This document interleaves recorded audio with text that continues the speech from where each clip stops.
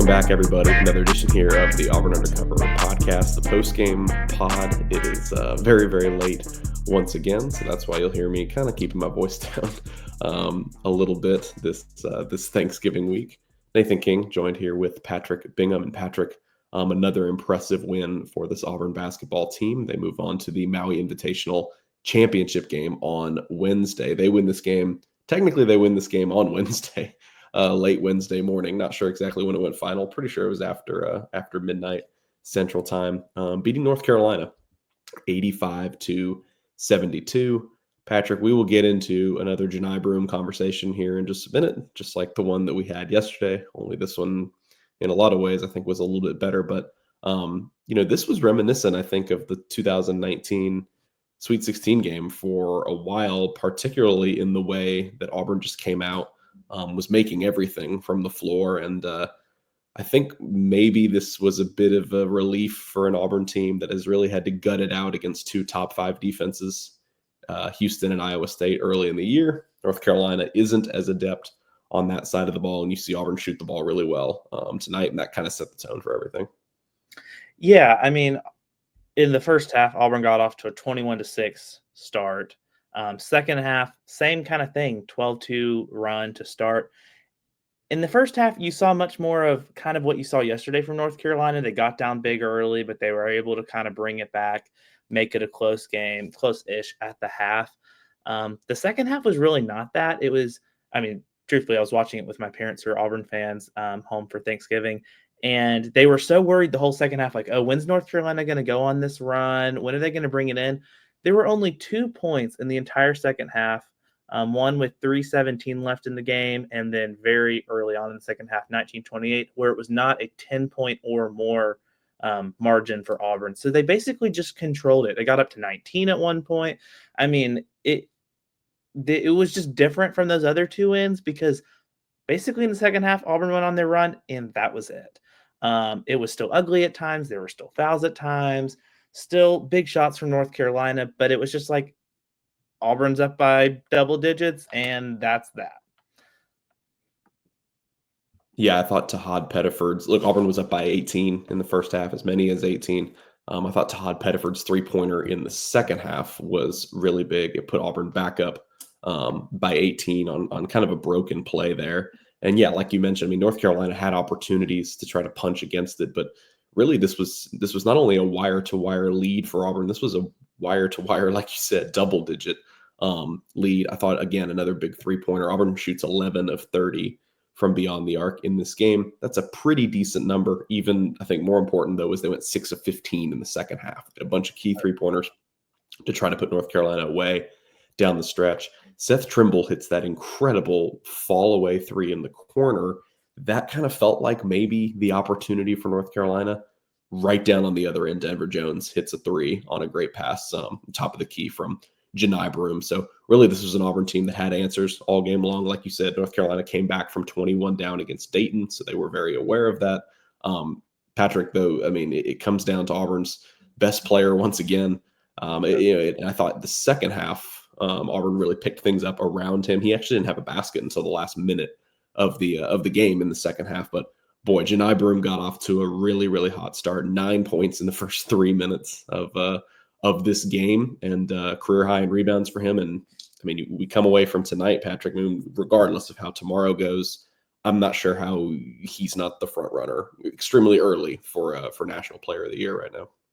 Yeah, literally just picked up from where he left off against Iowa State.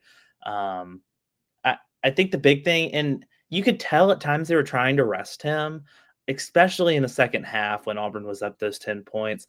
And Dylan Cardwell had the 4 fouls. It kind of forced him. He ended up playing 34 minutes, 36 last night. So that's a big total going into tomorrow, which will be interesting just to see the longevity and how he continues to play. But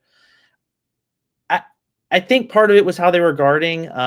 But yeah, only 1 shot from the field in the second half, but that's kind of when the rest of the cast of characters for Auburn really stepped up. They didn't really necessarily need him to go on some big scoring run, but yeah, the 18-point, literally had a double-double in the first half alone, which was pretty remarkable to say the least. Ended up with 3 blocks as well. 5 assists. I mean, just overall, you really could not ask for a more dominant performance from Auburn star.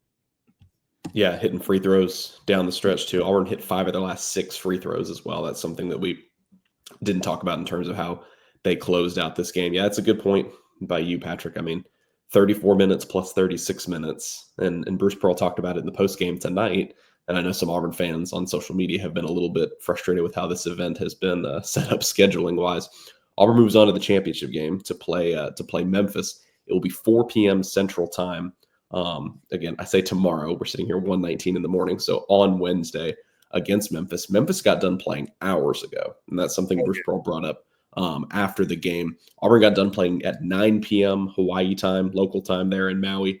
They turn right around and play at noon. So just kind of put yourself in that mindset. They're going to bed. It's late here, but it's late there as well. And they're waking right up and going to the arena tomorrow. And so sort of reminiscent, I think, and again, Chad Baker Mazzara talked about this before they left for the trip. It's kind of reminiscent of a Sunday SEC tournament championship game where you turn around and you go and you play at noon. I think that game is always tipped at noon. And so, look, this is going to be on paper, this is the least, potent team that they've faced so far. Obviously, what Memphis has done so far in Maui, they've been the hottest team next to Auburn in the tournament so far. Team plays really fast, really physical. Not to take anything away from what the result of that game will be. And obviously it's an opportunity for Auburn to be the third SEC team ever to win the Maui Invitational, but plenty of impressive showing so far for this team, Patrick. I don't think Wednesday's game will take away from the fact that maybe Auburn could move up in the AP poll even this week, from its number 4 spot. But it is going to be, regardless of who you're playing, Wednesday's going to be a really, really big test for this team because of what they're going to be asked to do after playing some gutsy performances the last couple of days. And again, your guys like Broom and everyone else playing a lot of minutes and having a short turnaround. Yeah, I do think one thing, it's going to be interesting to see how tomorrow plays out, but Chaney Johnson gets in big foul trouble early in game 1, doesn't play a lot of minutes, played 33 tonight. Dylan Cardwell, a little bit almost the inverse, because Chaney was out so much in game 1, Dylan had to step in. They kept that in because Iowa State, they had the double big lineup in a lot. Dylan only played 10 minutes tonight. And so it's like you're going to have to kind of lean on some of these other pieces, I think, that didn't play nearly as much. But yeah, I mean, it's going to be a big test of just how much further you can push it down the line. But I mean, I think that at the end of the day, like, this is what they've been preparing for and training for all off season. And I mean, I almost wonder if it's just like they're going to come out like it's really more the second half for me. I mean, I think initially you're going to be amped up, you're going to be ready to go, but down the stretch, especially if Auburn finds themselves behind, it could just make it that much harder. But overall, yeah, I don't think that tomorrow you want to win the thing, and it only helps. And while Memphis isn't technically ranked right now, we've seen what they've done. There might be come Monday, but what you've done already, the national spotlight you've been on, the time. I mean, anyone that cares about college basketball has watched these 2 games, and you put on you led by 10 points the entire second half against North Carolina. That speaks for itself. And so I think just tomorrow is almost a cherry on top type moment. Sure, absolutely. But Auburn, talks about making history all the time. Oh yeah. Again, wanting to be the first team in program history to win this event, be the third team in SEC history to do so. Yeah, you wonder if maybe you talked about that front court and those minutes. I don't believe we saw Turtle Hudson tonight. No, not tonight. We know he's available because he played against Iowa State. Maybe do you see him in some rotations tomorrow? Chaney Johnson was fantastic, by the way. Like you said, played all but 1 minute of that second half, played 19 minutes in the second half, delivered some big moments on both ends of the floor. So Auburn gets it done in the semifinals in Maui on Tuesday, 85-72 over the number 12 North Carolina Tar Heels. 3 ranked wins already for Auburn, and November isn't even over yet. And so they'll have an opportunity, like Patrick said, won't be a ranked Memphis team tomorrow, but a team that is going to be really, really high in the ratings this year.